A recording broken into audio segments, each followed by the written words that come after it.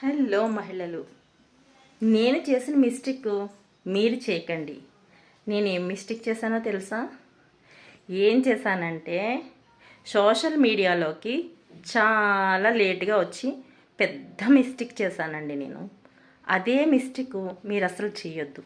ఎందుకంటే రానున్న కాలంలో సోషల్ మీడియాలో మన విజిబిలిటీ లేకపోతే, మన వాయిస్ వినిపించకపోతే, మన ఫాలోవర్స్ లేకపోతే, మనకి ఎంత పెద్ద బిజినెస్ ఉన్నా మన బ్రాండింగ్ని ప్రమోషన్ చేసుకోవడానికి మనకి ఫాలోవర్స్ లేకపోతే మనం డౌన్ అయిపోతున్నట్టే లెక్కట.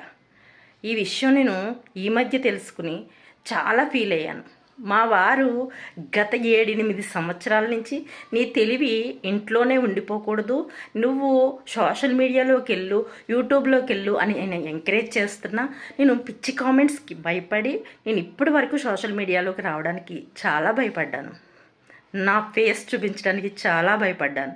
నా గొంతు విప్పడానికి చాలా భయపడ్డాను. భయపడకండి, అందరూ రండి. నేను చేసిన మిస్టేక్ మీరు చేయకండి. అందరూ సోషల్ మీడియాలోకి రావడం చాలా చాలా అవసరం. మనకి ఫాలోవర్స్ని పెంచుకోవడం ఇంకా చాలా అవసరం.